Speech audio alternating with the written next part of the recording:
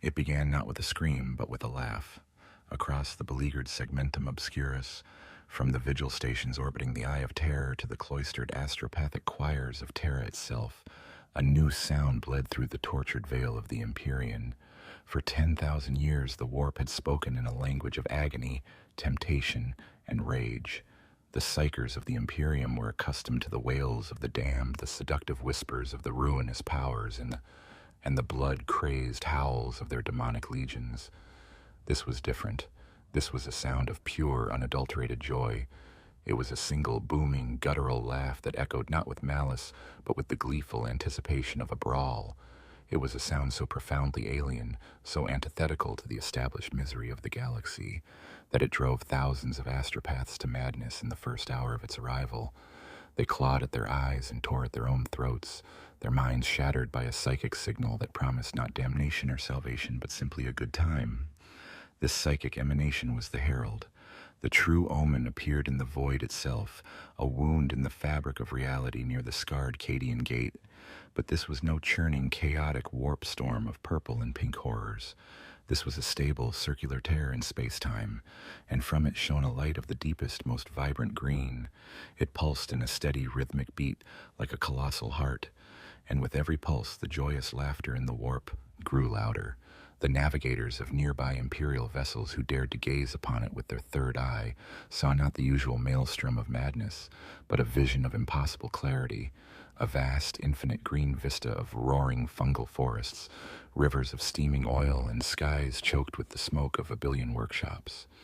They saw legions of greenskins locked in an eternal, glorious battle where death was not an end but a momentary inconvenience before being reborn to fight again. They saw Gork and Mork, or beings so vast they could be nothing else, wrestling in the clouds, their titanic struggles shaping the very laws of this impossible dimension. This was not a realm of chaos. This was a paradise. It was the Great Green, the manifestation of a WAAAGH so powerful it had bent reality to its will.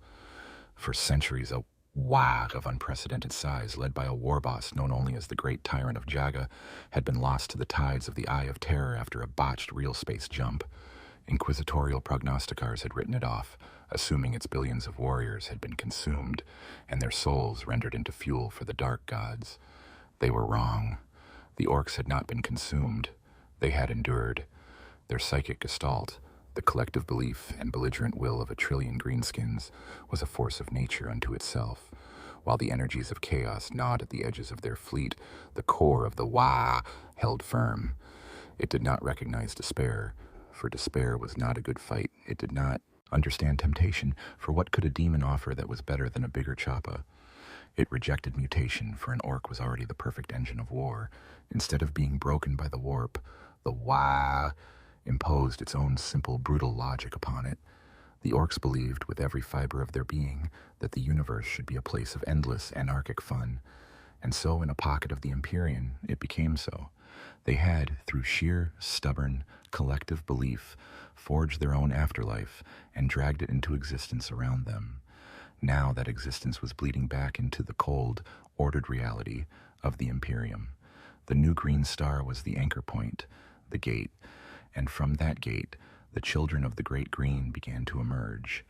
They came not in crude, barely functional kill cruisers, but in space hulks of a kind no mortal had ever witnessed.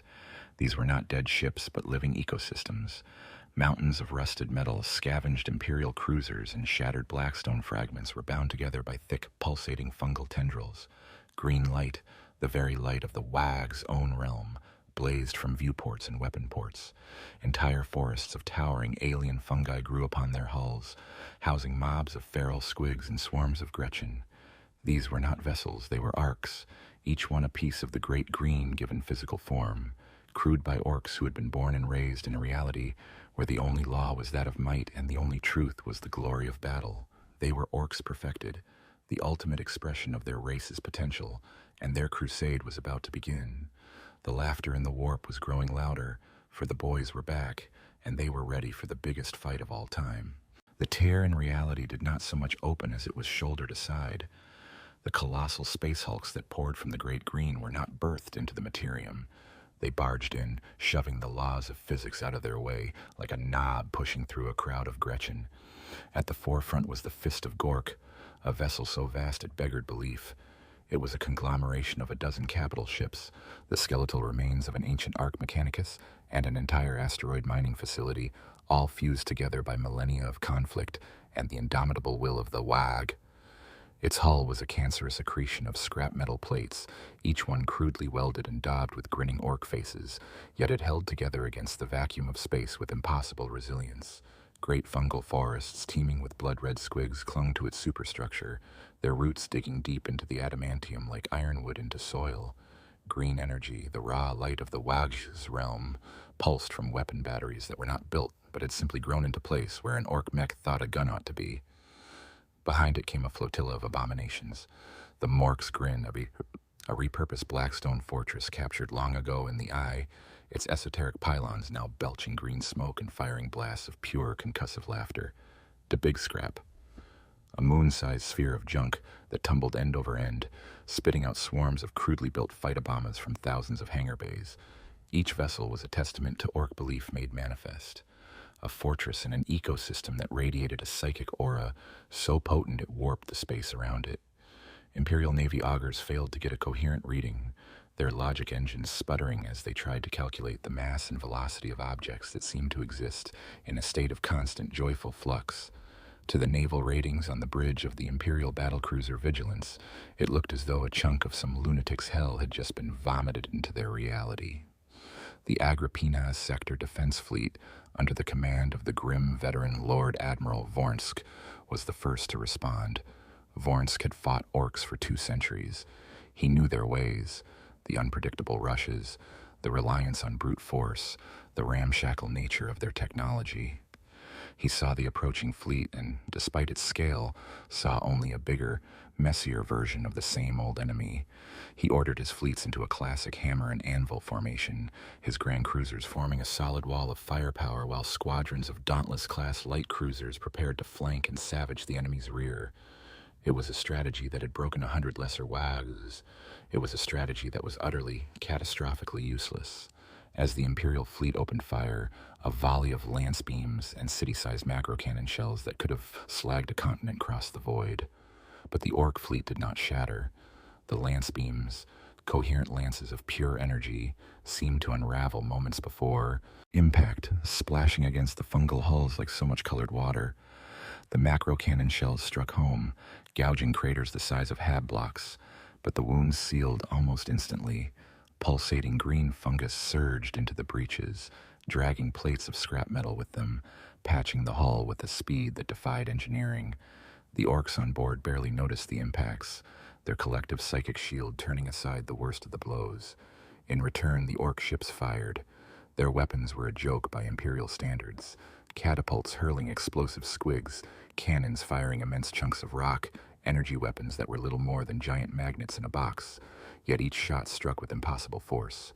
The rocks hit with the power of torpedoes, the squigs chewed through adamantium plating, and the energy blasts caused the Vigilance's void shields to overload in a cascade of green sparks, not because of the power of the blast, but because the orc gunners simply believed so hard that their guns were the best that, for a moment, they were. The true horror began with planetfall. The Orc hulks did not bother with orbital insertion or deployer craft. They simply picked a planet and fell upon it. The agri-world of Viridia Prime, a verdant jewel of the sector, was the first to die. The Fist of Gork adjusted its trajectory and plunged through the atmosphere, a mountain of fire and screaming metal. The impact was an extinction-level event. The shockwave flattened crops and forests for 1,000 kilometers, the dust thrown into the atmosphere blotting out the sun. But this was not a sterile, lifeless impact. Where the Fist had landed, it brought the Great Green with it. The very soil of Viridia Prime began to change. Rich, fertile earth turned to rust-colored dust and gray mud.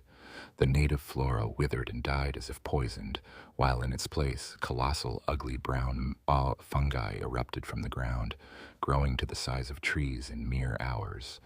The air, once sweet with the scent of harvest, became thick with the smell of oil, sweat, and fungus.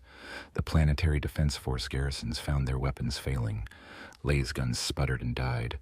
Lehman Russ tanks stalled as their machine spirits screamed in terror at the encroaching unreality. The Vox channels filled not with reports, but with the deafening, joyous, planetary-scale WAAAGH chant of the invaders. From the wreckage of the fist, billions of orcs poured forth. These were not the hulking, brutish boys the Imperium knew. These were the children of the Great Green, their skin a healthier, more vibrant shade, their eyes glowing with the raw power of the WAAAGH. They were bigger, stronger, and fought with a manic glee that was terrifying to behold. They needed no supply lines, for their food grew from the very ground they conquered. They needed no orders, for the will of their war boss was a psychic command that echoed in all their minds. They swept across the dying face of Viridia Prime, not as an army, but as a force of nature, and a new and terrible ecology supplanting the old. Within a single day, the green jewel of the Agrippina sector was gone, replaced by a smoking, fungal hellscape that was, to its new masters, a paradise. And across the sector, on a dozen other worlds, from Forge Fanes to Hive Cities, the same story was being written in fire and scrap. The green tide had broken, and it was not merely conquering the sector, it was unmaking it. At the heart of this impossible crusade, throned upon a mountain of humming, sparking scrap within the primary command cavern of the Fist of Gork, sat its master. He was Urgok Gork Burna, and he was to a common war boss what a star is to a flickering candle. He was immense, a creature of scarred green muscle and fused iron plate, whose sheer physical presence was a gravitational force that drew all eyes. Ancient wounds, souvenirs from battles with greater demons and forgotten leviathans in the Eye of Terror crisscrossed his body, not as marks of damage, but as conduits of power, each one glowing with a faint, sickly green light. His jaw had been torn away in some forgotten eon and replaced with a piston-driven, sawtooth construct of blackened steel that clicked and whirred with every guttural utterance. Atop his brow was not a crown, but a chaotic nest of sparking cables and orc glyphs hammered into a diadem of jagged metal, a psychic amplifier that focused the hurricane of the WAAAGH into the vessel of his mind. Urgok was no longer just an orc. He was a prophet. The years lost in the Imperium had not broken his mind, as they would have a lesser creature's. Instead, the raw chaos had acted as a whetstone, scouring away the petty limitations of individual ambition, and sharpening his consciousness into a perfect receptor for the will of the Orc gods. He no longer merely believed in Gork and Mork. He conversed with them. In the roaring static of his mind, he heard their simple, divine commands. Gork, the brutally cunning, would advise him to drop a moon on a fortress, while Mork, the cunningly brutal, would suggest teleporting a horde of rabid squigs directly into the enemy's command sanctum. Urgok was their instrument, the living avatar of their divine purpose, to plunge the entire galaxy into one glorious, endless war. His command was not a matter of strategy or logistics in any human sense. His throne was wired directly into the Fist of Gork, and by extension, into the psychic gestalt of every orc in the WAAAGH. He felt the crusade as a phantom limb, a single galaxy-spanning body of which he was the brain. From his throne, he watched the conquest of the Agrippina sector unfold, not on hololithic displays, but as a tapestry of pure emotion and violence in his mind's eye. He felt the exultation of a million boys as they overran an imperial trench, the singular focus of a mech boy building a new Gargant, the frustrated rage of a speed freak whose warbike had stalled. A mob of knobs on the hive world of Koth's Landing was being pinned down by disciplined volleys from Akkadian shock troop regiment, their advance faltering in the face of interlocking fields of fire. A lesser warboss would have sent reinforcements. Urgok simply closed his eyes, drew a deep, rattling breath, and focused his will on that single distant firefight. He did not send an order. He shared a revelation. He bellowed a single word, a sound that was half command and half prayer. Daka. The word did not travel by Vox. It exploded directly into the minds of the pinned-down orcs. On the dusty plains of Koth's Landing, 100 miles from Urgok's throne, the effect was instantaneous. Shutas in the hands of the knobs began to shudder and warp. Barrels thickened, ammo feeds grew like vines, and new, impossible guns sprouted from the casings. A simple slugga in a knob's hand grew a second, then a third barrel, each one spitting shells with renewed fury. The very air around them crackled with green energy, as the orcs' belief, supercharged by their prophet's will, made it so. The hail of fire they unleashed was no longer just bullets. It was a physical manifestation of their desire to shoot, and it shredded the Cadian position in seconds. This was the nature of WAAAGH's power. He did not command an army, he conducted an orchestra of violence. When he roared for speed, the engines of 1,000 trucks and battle wagons would flare with impossible green flame, their steel plates buckling as they accelerated beyond every known physical limitation. When he cackled with the joy of battle, the psychic backlash would cause enemy psychers to hemorrhage from their eyes, their minds unable to bear the sheer, brutal simplicity of his glee. He was the focal point, the eye of the storm, and his every whim shaped the battlefield.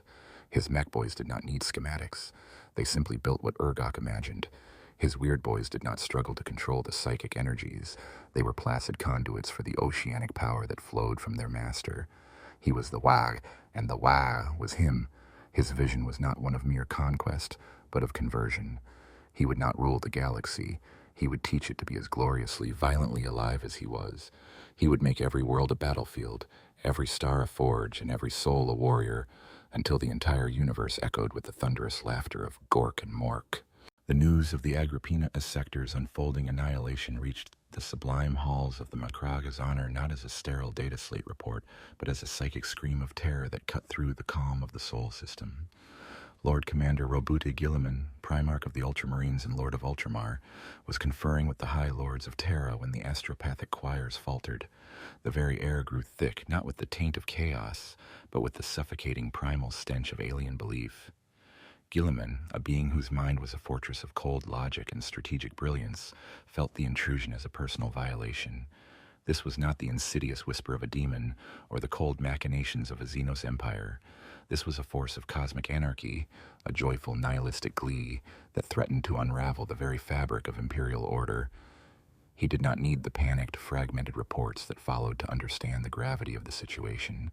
He had fought Orks for centuries. He understood the psychic phenomenon of the WAAAGH, the way Greenskin belief could bend reality on a small scale. But this was different. This was a WAAAGH that had become a self-sustaining warp entity, a cancer that had not only metastasized, but had created its own perverse form of life. It was an existential threat on a scale that rivaled the Horus heresy or the coming of the Hive fleets. Left unchecked, the Great Green would not just conquer territory, it would replace it, overriding the laws of physics with the crude, brutal whims of a greenskin god. With a speed and decisiveness that silenced the bickering of the High Lords, Guilliman acted. The Indomitus Crusade, the greatest military undertaking in 10 millennia, was still cleansing the galaxy of the wounds inflicted by the Great Rift. Yet Guilliman knew this new threat required an immediate, overwhelming response. He issued a series of commands that would divert a staggering portion of his forces. Battle groups from 3 separate Crusade fleets were rerouted, their missions of purgation and reinforcement abandoned. Entire chapters of Space Marines, from the stoic Imperial Fists to the vengeful Black Templars, were ordered to make for the Agrippina sector with all haste. Mechanicus Ark fleets, laden with Scutari legions and god machines from a dozen Forge worlds, turned their prows toward the growing green stain in the galactic north. But the core of this new crusade, its heart and soul, would be formed from the ghosts of a fallen world. The diaspora of Cadia, the shattered remnants of the most legendary soldiers in the history of the Imperium, were scattered across the galaxy.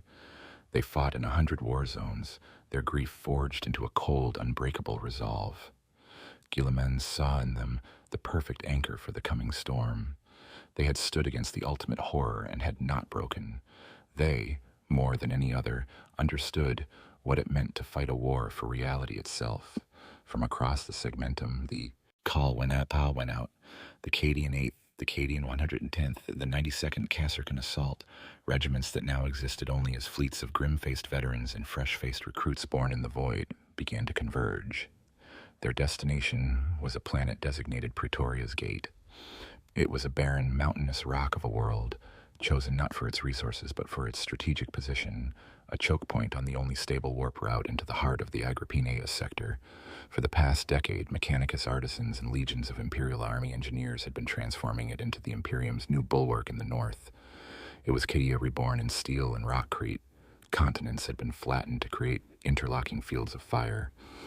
Mountains were hollowed out to house armies and titans, their peaks crowned with defense lasers that could gut a battleship in orbit. A planetary-grade void shield, its generators buried miles beneath the surface, cast a shimmering dome of inviolability over the primary continent. Here the Cadian diaspora gathered, their troop ships landing in endless streams upon vast, windswept plains. They were no longer the proud soldiers of a fortress world. They were an army of vengeful orphans.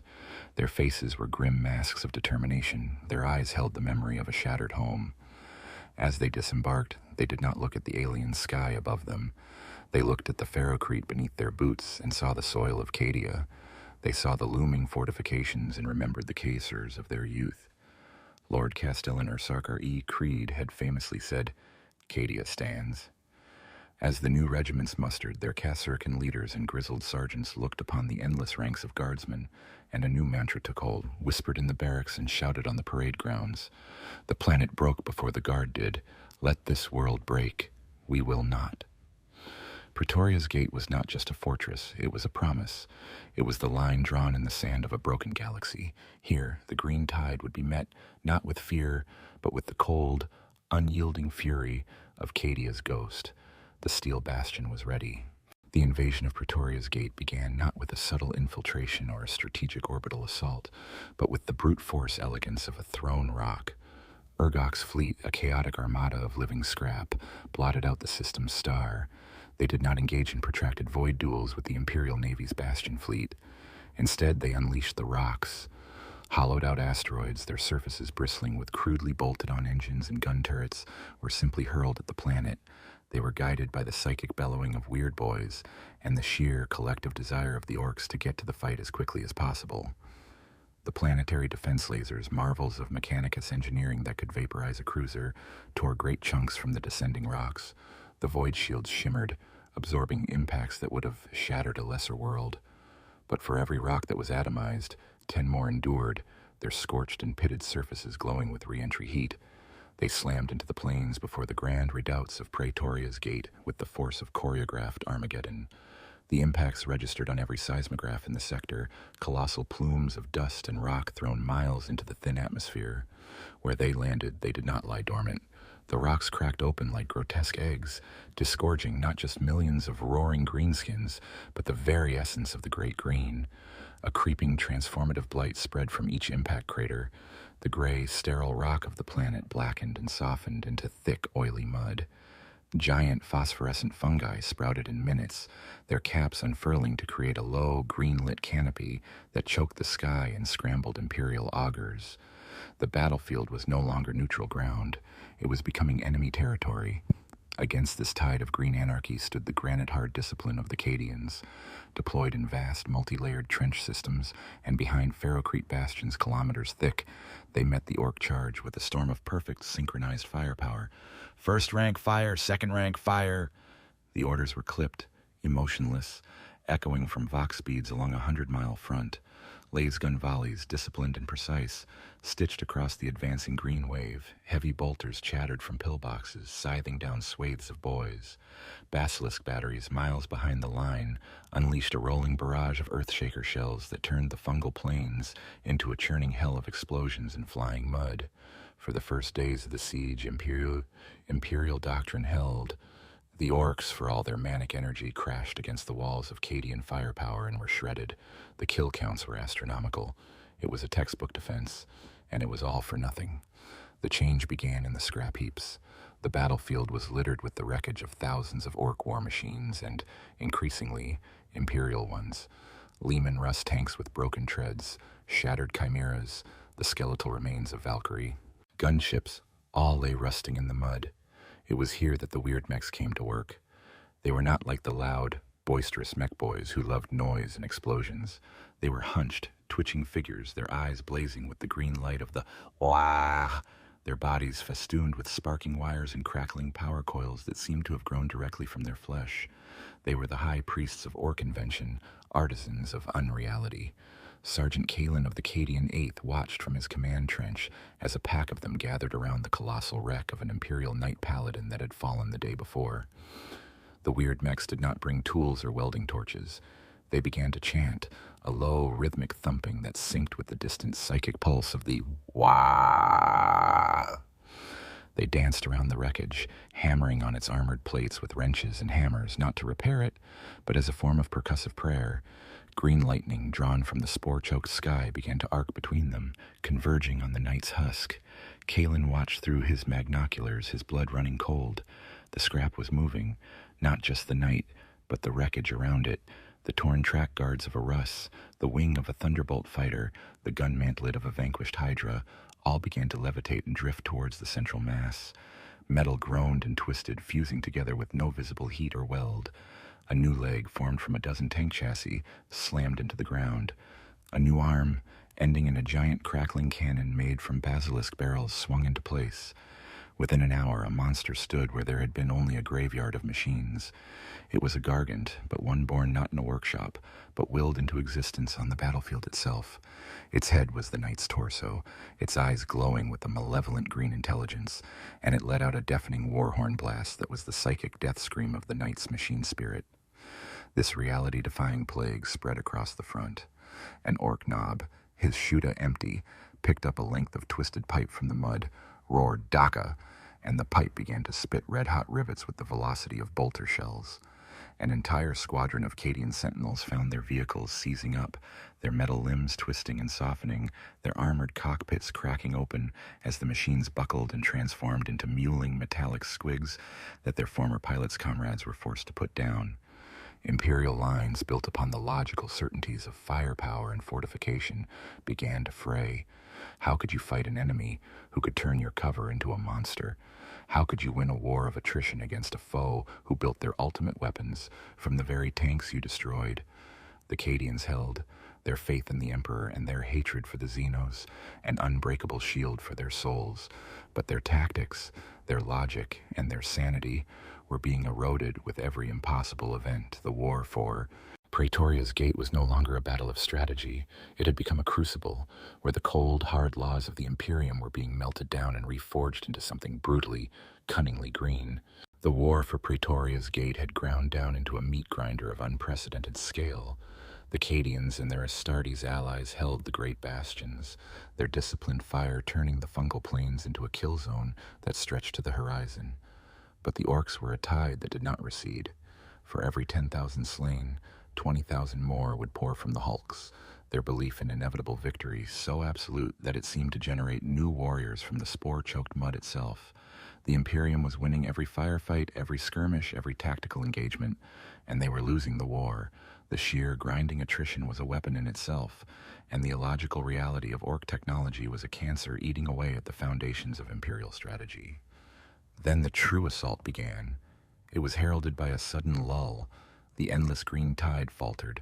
The constant roar of WAAAGH subsided into a low, expectant hum. Lord Castellan Drask, commanding the defense from the observation spire of the Citadel Primus, felt a cold dread that had nothing to do with the tactical situation. This was the quiet before a hurricane makes landfall. On the central plain, amidst the largest of the Ork encampments, something was happening. Scrap metal, the wreckage of 1,000 war machines from both sides, began to move. It rose from the mud, drawn by an unseen magnetic force, a river of rusted plates and broken guns flowing towards a single point. Weird mechs gathered in a great circle, their chanting reaching a fever pitch as green lightning tore the sky apart above them. At the center of the storm, a figure stood atop a rising mound of junk. Urgok Gorkburna, his arms outstretched, his entire being a conduit for the WAAAGH's creative fury. He was not building a gargant, he was becoming one. The scrap metal did not clank into place. It flowed onto him, wrapping around his immense frame like a second skin, growing and expanding. Entire Lehman Russ hulls became his kneecaps. The command tower of a fallen Reaver Titan became his shoulder pauldron. A forest of basilisk cannons sprouted from his back. It was a machine animated not by pistons and reactors, but by the singular volcanic will of the prophet himself. It was the Gork's own fist, a walking idol of war that stood taller than any Imperial Titan, a chaotic amalgamation of metal and raw belief, its head a monstrous leering orc face with searchlights for eyes. When it was complete, Urgoch's laughter boomed from its vox grills, a sound of pure, world-breaking joy that shattered every pane of reinforced glass in the Citadel Primus miles away. The Gork's own fist took a step, and the planet shook. It moved with an unnatural lurching speed, each footfall leaving a crater 50 meters wide. The entire Ork horde surged forward in its wake, their spirits ignited by the presence of their living god. The Imperial response was immediate and overwhelming. All batteries, target the Alpha-grade construct.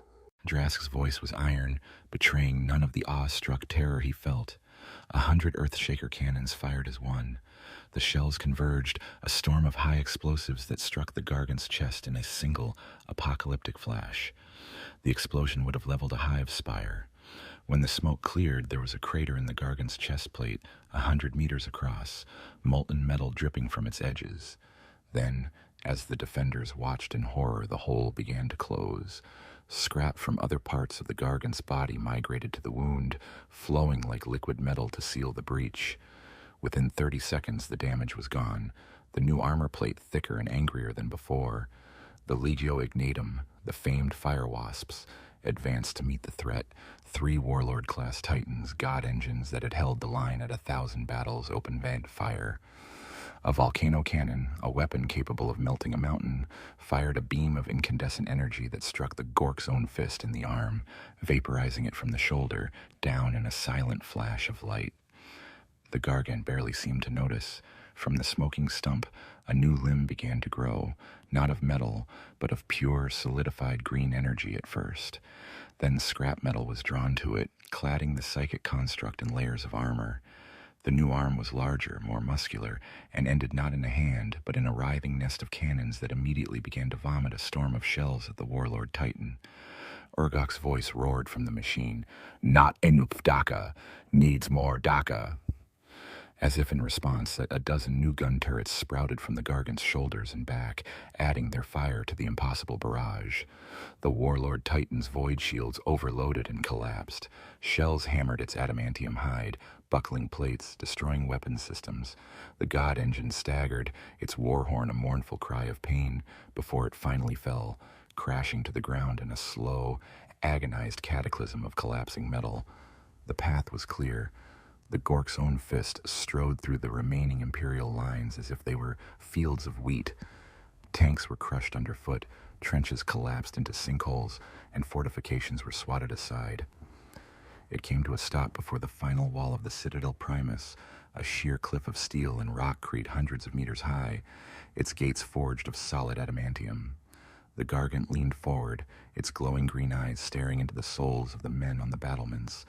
It raised both its colossal fists, one made of scrap, and the other a whirring, multi-bladed megachoppa, and brought them down upon the gates. There was no mere explosion. There was a sound that was the death of logic, the physical impact married to a psychic shockwave of pure, triumphant violence. The adamantium gates, which could have withstood a direct nuclear strike, did not just break. They liquefied, they buckled, they screamed. They were not merely destroyed, they were unmade, their very existence invalidated by a force that did not care for material science. The way was open. Urgoch Gork Burna, a legend forged in scrap and belief, had smashed his way into the heart of Kadia's ghost. The emergence of the Great Green had not gone unnoticed in the realm of its cosmic rivals. Deep within the Eye of Terror, upon the bridge of the vengeful spirit, the news arrived not as an astropathic message, but as a discordant note in the symphony of damnation. Abaddon the Despoiler, War Master of Chaos, Lord of the Black Legion, felt it as a profound and personal insult. For 10,000 years, he and his gods had been the sole masters of the warp's corrupting influence. They were the architects of despair, the undisputed sovereigns of unreality. This new entity, this Great Green, was an abomination, a cosmic joke.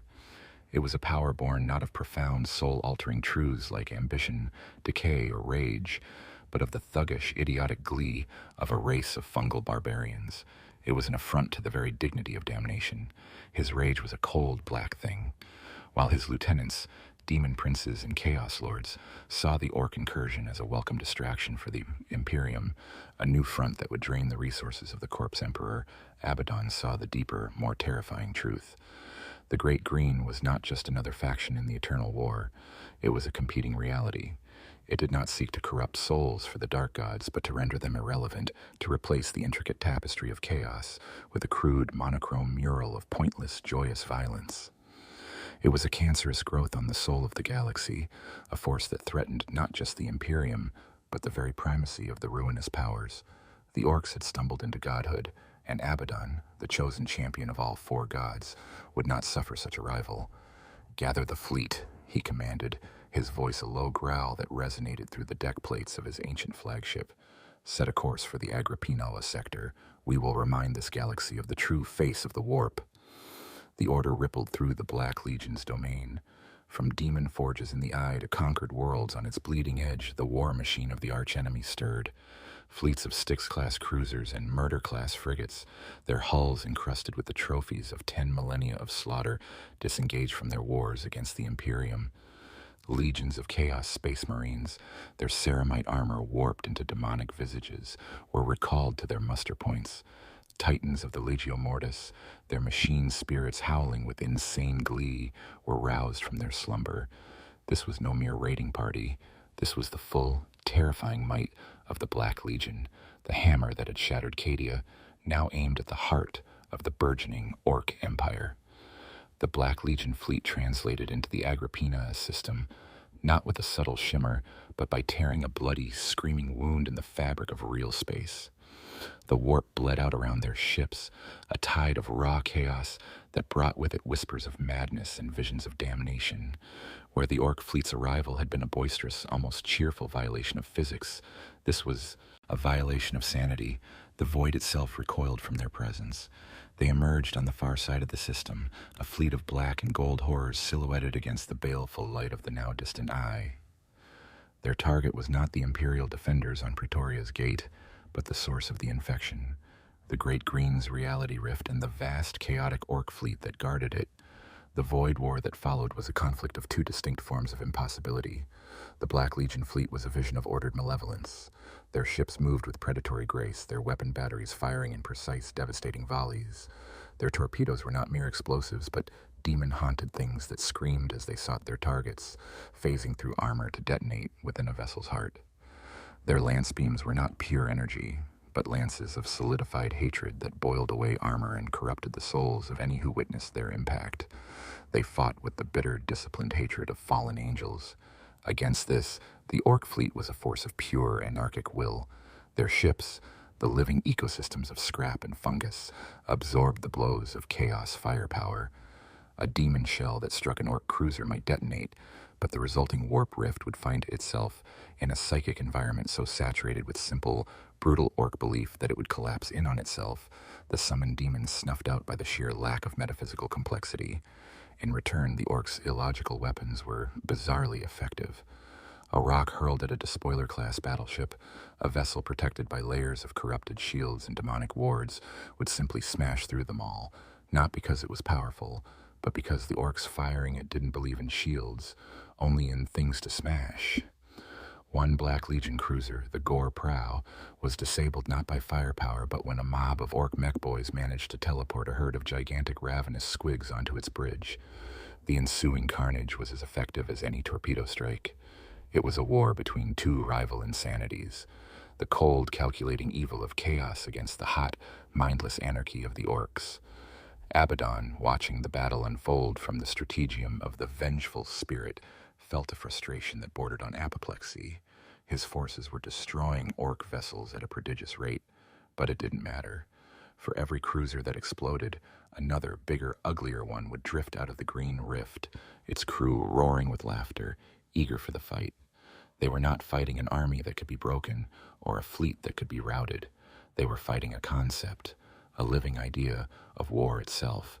The archenemy's ire had been roused, and it had slammed headfirst into an enemy that not only refused to be intimidated, but seemed to be having the time of its life. A three-way war for the soul of the sector, and for reality itself, had begun. While the material realm was torn apart by the three-way cataclysm of Imperium, Ork, and Chaos, a far stranger and more fundamental conflict was raging in the Imperium. The Great Green was more than a staging ground. It was a nascent reality, a pocket dimension of pure Orkoid belief, carved from the raw stuff of the Imperium. And with its birth, It had trespassed upon the ancient, established domains of the ruinous powers. The war for the warp was a battle of concepts, a struggle between competing forms of existence, where the souls of the dead were the soldiers and belief was the ultimate weapon. The realm of Khorne, a kingdom of brass, blood, and bone, bled into the edges of the Great Green. Here, legions of bloodletters, their forms the epitome of focused martial rage, charged across plains of skulls to meet an oncoming tide of spectral orc boys. The demons fought with the perfect single-minded fury of their god, their hellblades tasting the souls of all they touched. But the orc spirits were not souls in the human sense, not complex things to be tormented or devoured. They were echoes of belligerence, pure and simple. When a bloodletter cut down an orc ghost, the ghost would simply laugh, its ectoplasmic form dissolving into a puff of green smoke before reforming a moment later, a new spectral choppa in its hand, eager to get back to the scrap. Death was not an end. It was a momentary setback. The demons, whose entire existence was predicated on the spreading of fear and the reaping of worthy skulls, found themselves in a baffling hell. Their cornate rage was met not with terror but with cheerful enthusiasm. Bloodthirsters, the greater demons of Khorne, beings whose very presence could break the will of armies, found themselves swarmed by thousands of grinning, ghostly orcs, who saw them not as avatars of ultimate slaughter, but as a right proper big boss in a fantastic fight. The eternal battle of Khorne's realm was being turned into a joyous, pointless, eternal riot. In the gardens of Nurgle, a realm of fecund decay and blissful stagnation, the influence of the Great Green manifested as a competing form of life. Nurgle's plagues, which brought rot and entropy, were met by the explosive, aggressive vitality of orcoid fungus. Ethereal brown mushrooms, vast and ugly, erupted from the decaying soil of Grandfather Nurgle's domain, their spores actively fighting and consuming the demonic bacteria. Great unclean ones, beings of immense despair and cosmic resignation, would watch in bemused horror as a spectral orc mech boy, its form flickering with green energy, would appear and begin improving one of their plague cauldrons, adding pipes and pistons until it no longer brewed a subtle contagion but violently sprayed acidic, foul-smelling squig juice in every direction. The slow, inexorable decay of Nurgle was being disrupted by a force of crude, violent, and unstoppable growth.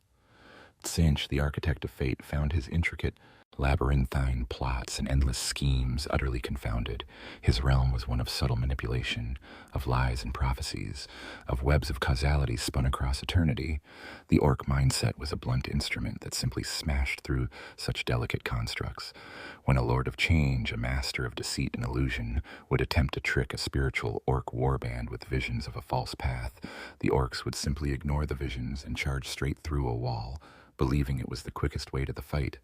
And their belief would make it so, shattering the carefully constructed illusion. Tzeentch's demons would whisper promises of impossible knowledge and power into the psychic winds, only to have those whispers drowned out by a deafening system-wide chant of WAAAGH. It was like trying to perform complex brain surgery with a sledgehammer. The very nature of the Great Green was anathema to Tzeentch.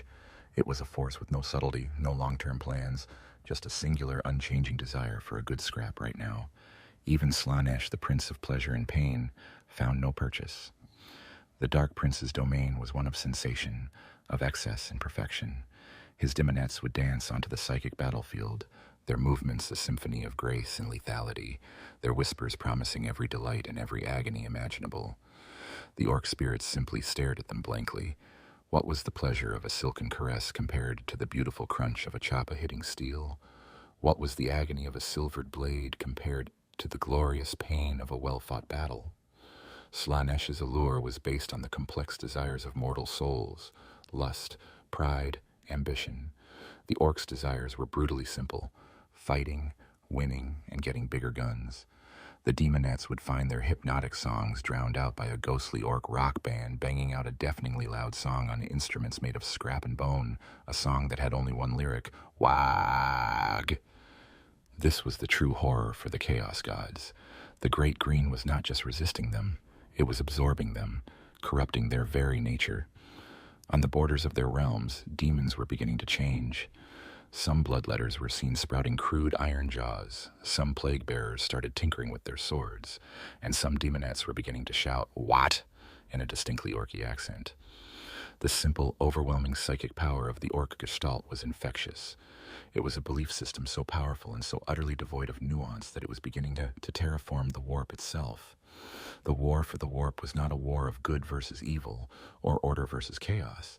It was a war of complex, ancient malevolence against a rising tide of joyous, violent stupidity, and for the first time in 10,000 years, the dark gods were beginning to understand fear.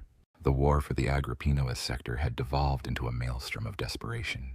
Three cosmic powers tore at each other in a howling vortex of violence that consumed fleets, armies, and worlds. On Praetoria's gate, the Cadians and their allies were being bled white, holding the Citadel Primus against an endless tide of greenskins, while Ork-held continents on the far side of the planet were now assailed by screeching legions of chaos demons. In the void, the Imperial Navy, the Black Legion, and the Ork Hulks were locked in a chaotic three-way battle where allegiances shifted by the hour. A squadron of Imperial destroyers might find itself firing on a Chaos cruiser, only to be saved from its return fire by a volley of rocks from a passing Ork cruiser that was shooting at anything that moved. It was a war without fronts, without strategy, and a perfect expression of universal conflict. It was Roboute Guilliman, coordinating the war effort from the distant sanctum of the Macragh's honor, who first saw the terrifying truth through the haze of battle reports and casualty lists. The Imperium was not a participant in this war. It was the anvil upon which two mad hammers were trying to break each other. Both the Great Green and the forces of chaos fed on the conflict. Every Imperial guardsman who died screaming in a trench fueled the rage of Khorne. Every Cadian who despaired at the illogical Ork tactics fed the entropy of Nurgle, and every Ork who died laughing in a glorious explosion only strengthened the reality of the Great Green, their spirit rejoining the psychic whole to be reborn. The Imperium was providing the fuel for its own destruction. To continue the fight conventionally was to guarantee annihilation. A new strategy was needed, one so drastic, so unthinkable, that it bordered on heresy. The decision was made in the cold silence of the Primarch's private stratagem. An astropathic message, encoded with the highest ciphers of the Lord Commander himself, was dispatched to the vengeful spirit. It was not a call for a truce, nor a plea for aid. It was a tactical proposition, a sliver of cold, pragmatic logic inserted into a war of howling madness. The message was simple: a coordinated, simultaneous strike.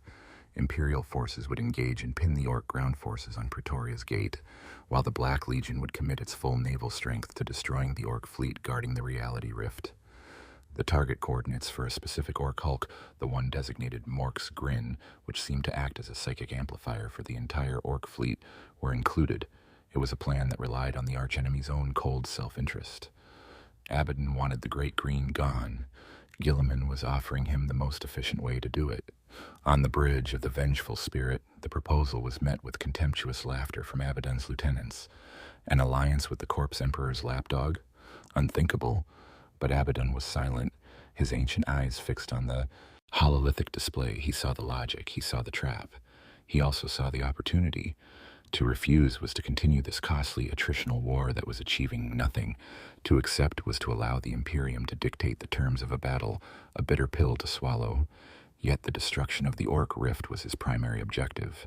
He could savage the Ork fleet, then turn on the weakened Imperial Navy in the aftermath. The plan served his ends. "Do it," he growled. The order was given. What followed was one of the most bizarre and hated alliances in the galaxy's long and bloody history. On Praetoria's gate, Cadian shock troops found themselves advancing under the cover of orbital bombardment from Black Legion cruisers, their shells screaming down to obliterate Ork positions. They fought with teeth clenched, ignoring the mocking laughter of Chaos Space Marines that crackled over their Vox channels, focusing only on the green-skinned foe in front of them. In the trenches, grizzled sergeants had to physically restrain their men from firing on the traitorous shapes of Havocs and Raptors fighting in parallel trench lines, their hatred for the archenemy a palpable thing that strained at the leash of tactical necessity. In the void, the alliance was even more stark. The Imperial Bastion fleet, under the grim command of Lord Admiral Vornsk, moved into a screening formation, engaging the bulk of the Ork fleet in a brutal, close-range brawl. They absorbed terrifying losses, their cruisers being torn apart by the illogical Ork weaponry, buying time. Behind them, Abaddon's fleet, a spear of black and gold, bypassed the main engagement and struck directly for the rift. The Mork's Grin, the repurposed Blackstone fortress, turned to meet them, its pylons glowing with emerald light. The vengeful spirit itself led the charge, its immense weapon batteries firing in a single, coordinated volley of pure hatred. The Ork fortress shuddered under the impacts, its strange, fungus-patched hull beginning to crack and fail under the focused, disciplined malice of the Black Legion's onslaught.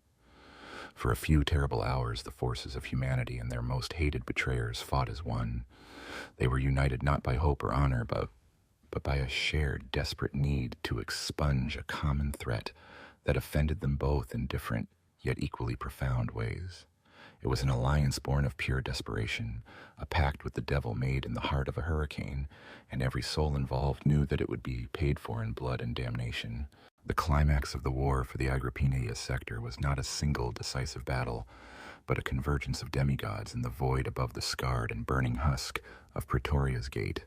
The desperate alliance had worked, but only to a point. The Black Legion's focused assault had shattered Mork's Grin and torn a hole in the Ork fleet's chaotic blockade. In response, Urgok Gorkburna, from his throne, deep within the Citadel Primus, had unleashed a psychic roar of such magnitude that it had caused reality itself to stutter. He was not abandoning his ground pound. He was bringing the heart of his power to the void. With a lurch that was felt in the bones of every living thing in the system, a new object tore its way out of the Great Green's rift. It was not a ship. It was a rock of impossible proportions, a planetoid-sized chunk of the Great Green's own substance, a floating continent of fungal forests, scrap metal mountains, and roaring lava rivers. This was the Great WAAAGH rock, Urgok's personal fortress, and the anchor of his power in the material realm. It was a miracle and a monstrosity, an object that was both a place and a living creature, and it drifted into the void between the warring fleets, its sheer presence warping the space around it.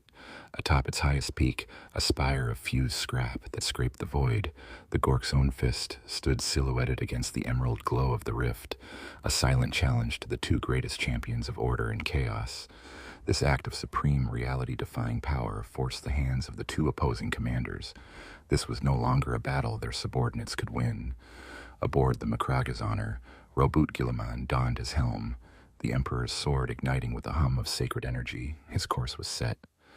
On the bridge of the vengeful spirit, Abaddon the Despoiler lifted the talon of Horus, its demonic eyes gleaming with ancient malice, and prepared for teleportation.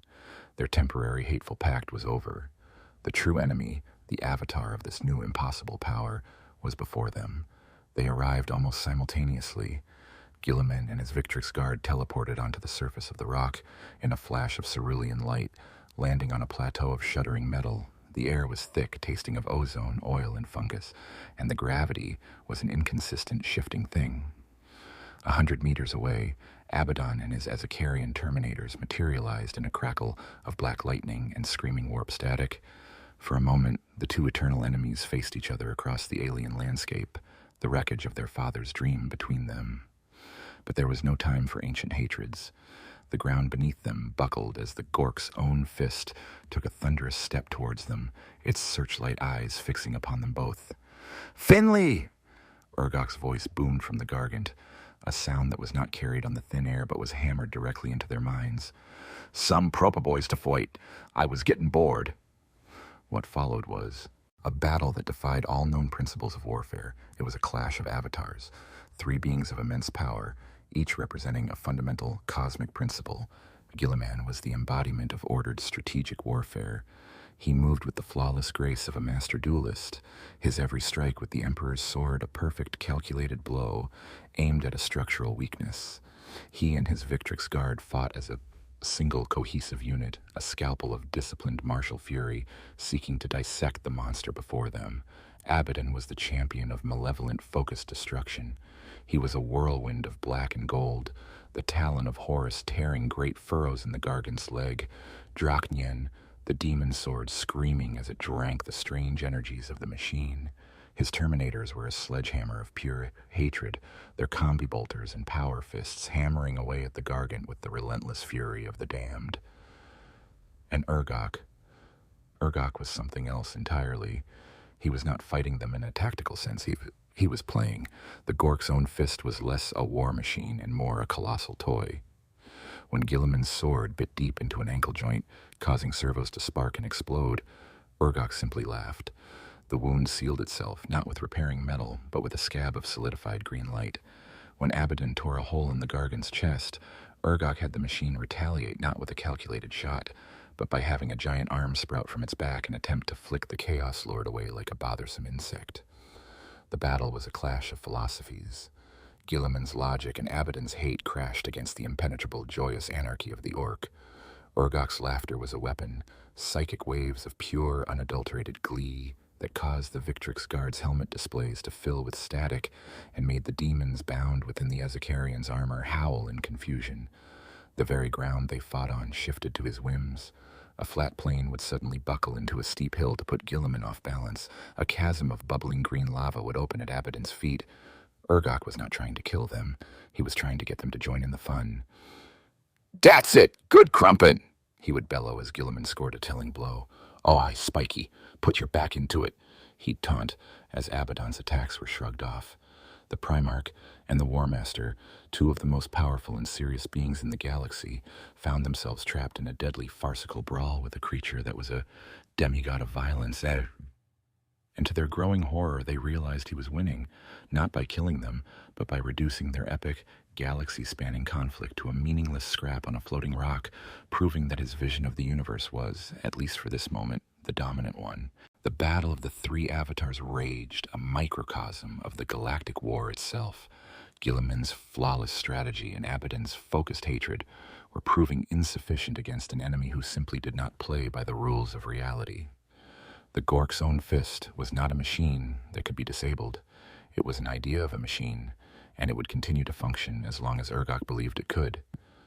With every blow they landed, the Gargant would repair itself, often growing a new, bigger, or more absurd weapon in the process. The Primarch and the War Master were being worn down, not by superior force, but by the sheer, exhausting absurdity of it all. It was Guilliman, his mind a whirlwind of strategic calculations, even in the heart of the melee, who saw the only path to a victory that was not, in itself, a defeat. They could not destroy Urgok's avatar. They could not outfight a being for whom fighting was the source of his power. Therefore, the battle could not be won on this floating rock. It had to be won by changing the very conditions of the war.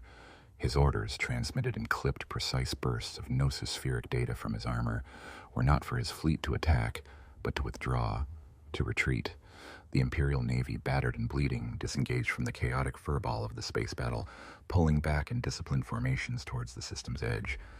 Simultaneously, a new signal, bearing the alpha-level authority of the Lord Commander of the Imperium, reached a hidden flotilla that had been lurking in the cold darkness of the system's Ork cloud for the duration of the conflict. This was Guilliman's final, desperate gambit, a weapon he had prayed he would not have to use. A squadron of 6 blackstone fortresses, ancient and terrible relics of a bygone age, their true nature a mystery even to the highest echelons of the Mechanicus, began to move. They were not crewed by humans, but by a strange and silent caste of servitors and hardwired tech priests, their wills entirely subsumed by the cold, alien logic of the fortresses themselves. Worlds had been tithed, their entire populations rendered down to biofuel, and 1,000 astropaths had been sacrificed, their psychic energies drained into vast capacitors, all to power these weapons for a single coordinated shot. As the Blackstone fortresses drifted into range, their immense star-shaped hulls eclipsing the distant constellations, Urgok finally noticed. The joy in his psychic voice was replaced by a flicker of genuine curiosity. "Oh, what's dem pointy things?" The Gork's own fist paused its assault, its head tilting as it observed the new arrivals. This was the opening. Guilliman gave the final command. The 6 fortresses fired as one. They did not unleash beams of light or bolts of energy. They projected a wave of absolute nothingness. It was a wave of pure null energy, a moving front of anti-reality that bleached the color from everything it touched. Space itself seemed to groan in its protest as the wave expanded, silent and inexorable, towards the Great Green's rift. It was not a weapon designed to destroy matter, but to sever the connection between the materium and the immaterium. It was a scalpel forged of pure entropy, intended to perform cosmic surgery.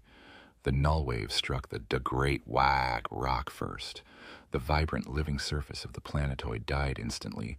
The fungal forests withered to gray dust. The lava rivers cooled and solidified into black, glassy rock. The very substance of the rock, held together by psychic will, began to crumble and disintegrate. The Gork's own fist shuddered violently, green light flickering in its eyes. The scrap metal that formed its body began to flake away, its cohesion lost. What's this? This ain't fightin'." Urgogh's voice was no longer a confident bellow, but a confused, angry roar. His connection to the Gestalt, the wellspring of his power, was being choked off. Abaddon, seeing his opportunity, did not hesitate. With a final hate-filled scream, he plunged Drachnian deep into the Gargan's chest, while the talon of Horus tore open its throat.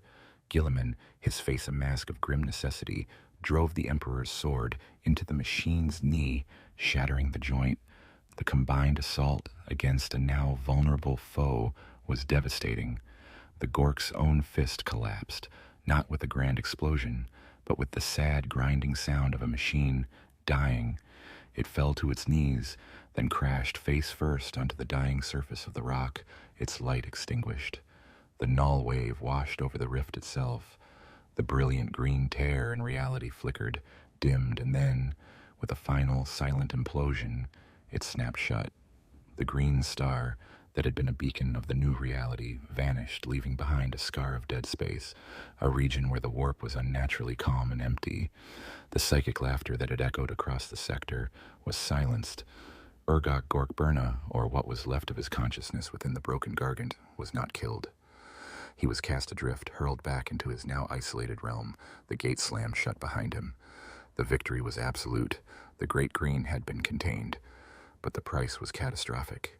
The 6 Blackstone fortresses, their power spent, were now inert, lifeless husks. The worlds and the psychers sacrificed to power them were gone forever. The Imperial Navy had been decimated, and a pact had been made with the archenemy that would stain the honor of the Imperium for 10,000 years. Guilliman stood upon the silent, crumbling remains of the rock, the Emperor's sword held loosely in his grasp, and looked out upon a victory that felt, in its soul-crushing cost, indistinguishable from the bitterest of defeats. The silence that followed the closing of the rift was more profound and terrifying than the cacophony of war that had preceded it. The omnipresent, joyous roar of the WAAAGH, a psychic pressure that had defined life in the sector for months, was simply gone. For the soldiers on Praetoria's gate, it was like a man going deaf. The sudden absence of noise was disorienting, a void that their minds struggled to comprehend. The green, spore-choked sky began to clear, as the unnatural orkoid ecology, now severed from its psychic wellspring, started to fail. The giant fungi shivered, their phosphorescent glow fading, and then began to collapse under their own weight, turning to gray slime. The effect on the orc hordes was immediate and catastrophic. They had been a single unified consciousness, a wave of directed violence. Now they were a fractured, confused mob. The psychic commands of Urgok, the ambient belief of the Great Green that had made them bigger, stronger, and smarter, vanished in an instant. A knob, in the middle of a charge, would suddenly falter, looking down at the crude, sparking power claw on his fist with a dim, bewildered expression, the intuitive knowledge of how to make it work suddenly gone. Shuta boys, who moments before were firing weapons that defied the laws of physics, now found themselves holding useless pieces of junk that clanked and misfired. The vibrant, almost healthy green of their skin seemed to dull, receding to the more familiar, sallow tone of common greenskins. They were cut off, adrift, and for the first time they felt a flicker of something akin to fear. This was the moment the Cadians had been waiting for. They were shattered, exhausted, their regiments reduced to mere fractions of their original strength. But they were Cadians. Their discipline was a rock that had not broken. As the Orks faltered, the orders crackled across the Imperial Voxnet, cold and precise. All units, general advance. Purge the Xenos. It was not a triumphant charge. It was a grim, methodical extermination. Bayonets were fixed. Leman Russ squadrons, their engines roaring to life, rolled forward over the collapsing fungi. The Orks, confused and disorganized, were slaughtered in their millions. They still fought, their basic, brutal instincts taking over, but it was no longer a war. It was a cull. The illogical, reality-bending tide had receded, leaving behind only a beach of stranded, bewildered monsters to be put to the sword. In the void, a similar, though more treacherous chaos reigned. With the rift gone, the Ork fleet was truly leaderless.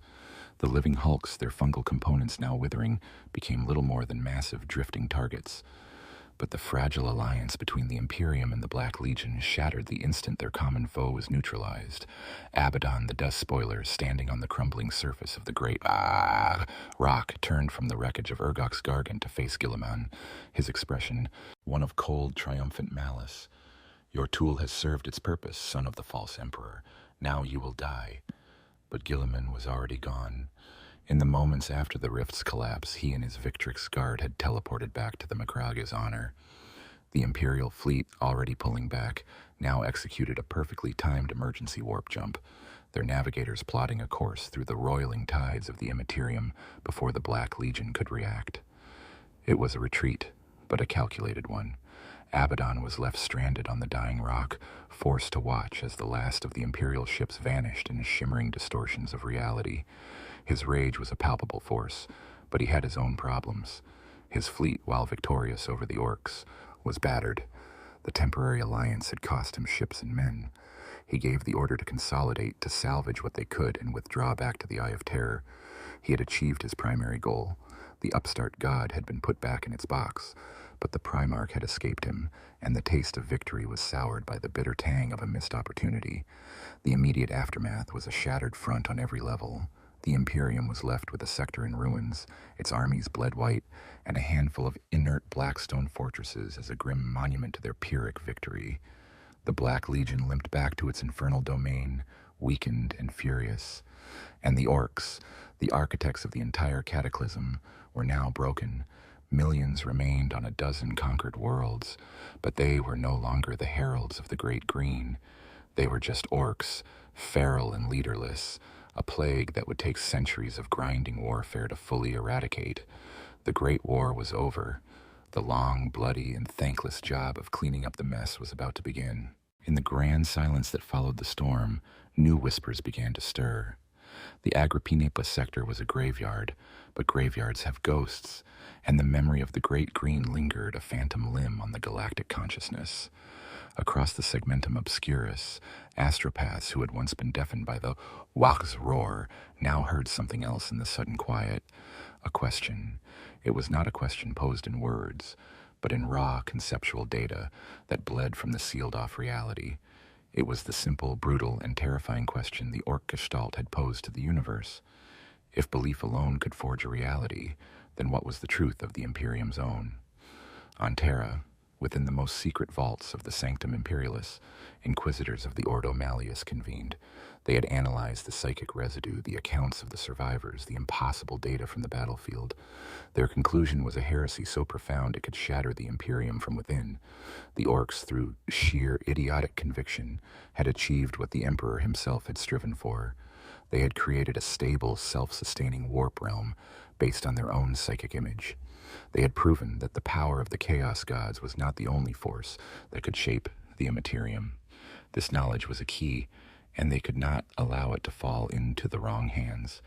What if a human prophet, a new saint, were to learn of this? What if humanity, in its desperation, tried to forge its own great crusade in the warp, a realm of pure faith? The potential for a catastrophe that would dwarf the Horus heresy was unimaginable. A new secret war began, a war of information. Edicts were passed, fleets were quarantined, and entire regiments that had fought on Praetoria's gate were quietly lost in transit, their memories and experiences erased from the annals of history to protect the Imperium from a truth it could not bear to learn. For the Mechanicus, the whispers were of a different, though equally terrifying, nature. The weird mechs had demonstrated a form of creation ex nihilo, willing complex machines into existence. They had violated every known law of the Omnissiah. This was not technology. It was a form of divine, or perhaps demonic, creation that bypassed the sacred rites of construction.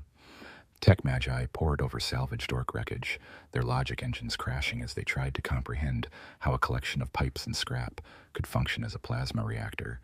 Some, the most radical heretics of the Styges 8 cluster, saw not a threat, but an opportunity.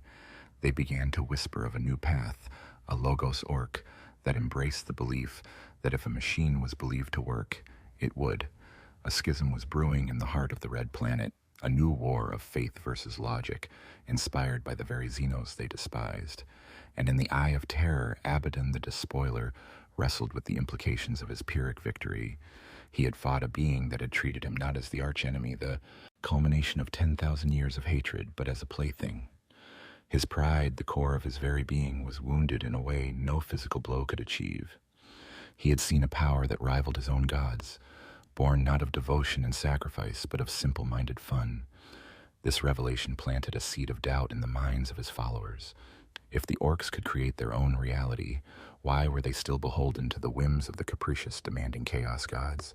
The whispers started among the chaos lords, whispers of a path of the self, of forging their own destinies in their own pocket realms, free from the great game. Abaddon had put down one rebellion, only to find the seeds of 1,000 more planted within his own ranks.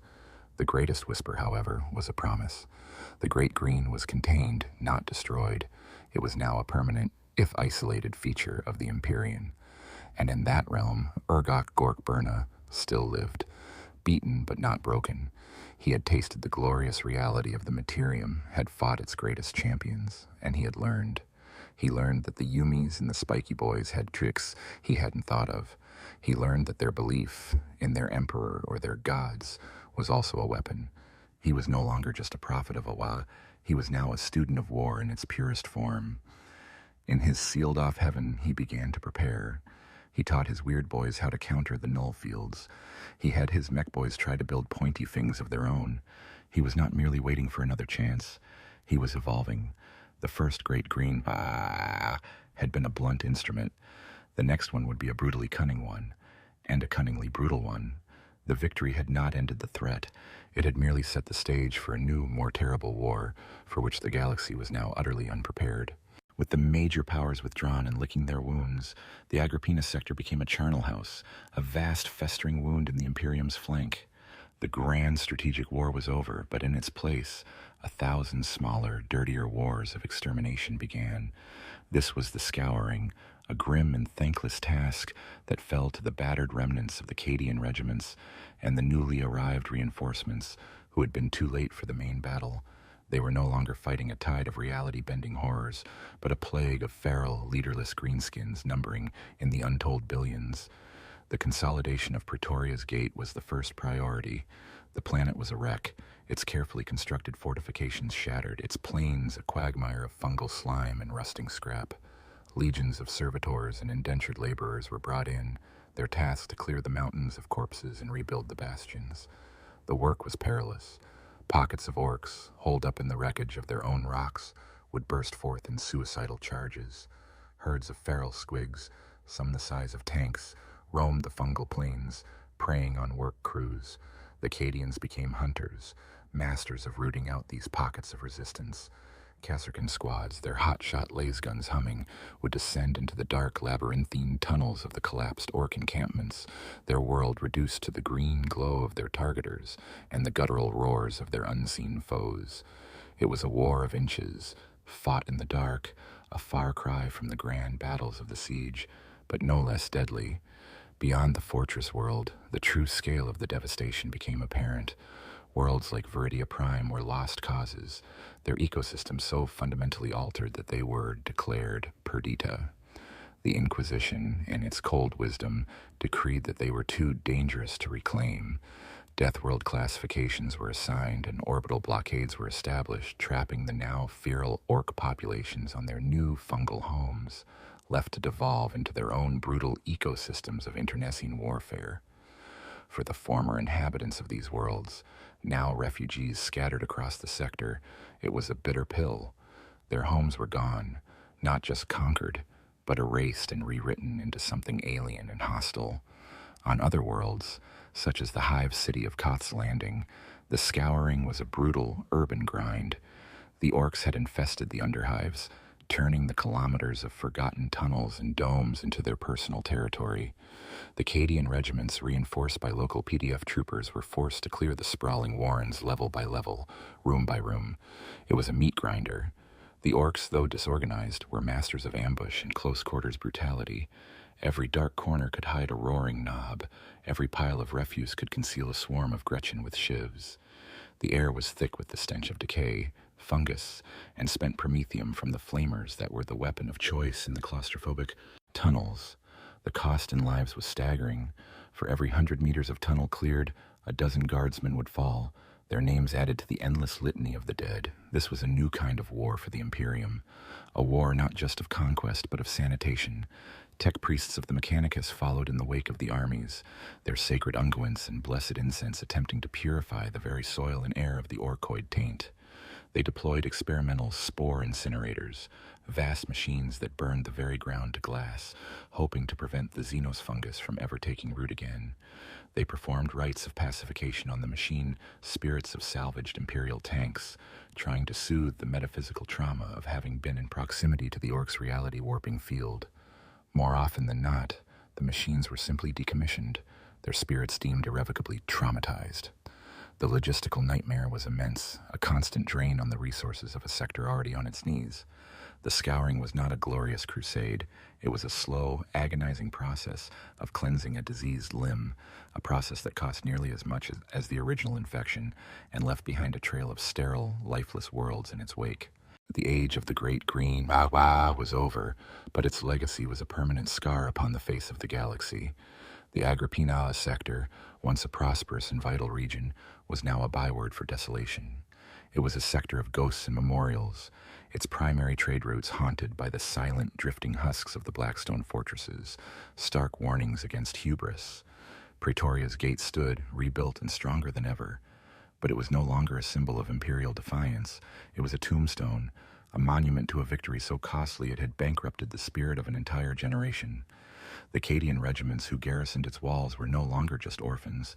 They were the wardens of a galactic graveyard, their legendary discipline now a cold, brittle thing, their gazes forever fixed on the dead space where the green star had once shone. The balance of power in the galaxy had been irrevocably altered. The Imperium, under Guilliman's strained leadership, had proven it could face down an existential threat of a new and terrifying kind, but in doing so, it had revealed a deep-seated vulnerability. The secret of the Great Green, that belief alone could shape reality, now festered in the minds of its most powerful and dangerous subjects. The Inquisition began a shadow war against its own people, purging psychers, scholars, and even high-ranking officials who came too close to this forbidden truth. The fear of a human-birthed WAAAGH, a crusade of faith so powerful it might tear the Imperium apart, became a new and prevailing terror that guided the policy of the High Lords. The Imperium had survived, but it was now more paranoid, more insular, and more afraid than ever before. For the forces of chaos, the legacy was one of humiliation and schism. Abaddon the Despoiler had been outmaneuvered by Guilliman and treated as a minor nuisance by WAAAGH. His authority, for the first time in millennia, was openly questioned. The whispers of a new path, one free from the yoke of the dark gods, grew louder. Warlords and champions who had witnessed the Orks' reality crafting began to carve out their own pocket domains in the Eye of Terror, not in service to the gods, but in emulation of the Greenskins. The great game had a new heretical set of rules, and the monolithic power of the arch-enemy began to fracture, turning inward in a series of bitter, internecine wars. But the greatest legacy belonged to the Orks. In the taverns and scrap heaps of a million worlds, a new legend was born. It was the story of Urgok Gork Burna, the war boss who had become a god, who had led his boys to their own heaven, a place of eternal, glorious war. The feral Orks left stranded in the Agrippina sector, though disconnected from the Gestalt, retained a fragmented, instinctual memory of what they had been part of. They would daub crude green star shapes on their vehicles and bellow Urgok's name in their war cries. The legend spread, carried by wandering freebooters and whispered by weird boys. Across the galaxy, it became a prophecy, a promise. The Orks now knew in a deep cellular way what they were capable of. They had a destination. The ultimate outcome of the war was not the defeat of an enemy, but the birth of a terrifying new idea. The Great Green was no longer just a place. It was the Ork race's manifest destiny. The laughter in the warp had been silenced, but its echo remained, a seed planted in the mind of every greenskin. They now knew that the universe did not have to be a cold, grimdark place of hunger and survival. It could be a playground. And they knew, with the absolute, unshakable certainty that was their greatest strength and the galaxy's greatest terror, that one day they would kick the door to their playground open again. The war had not created a legacy of ash, but a legacy of spores, dormant and waiting, ready to bloom into a new and even more terrible WAAAGH when the time was right.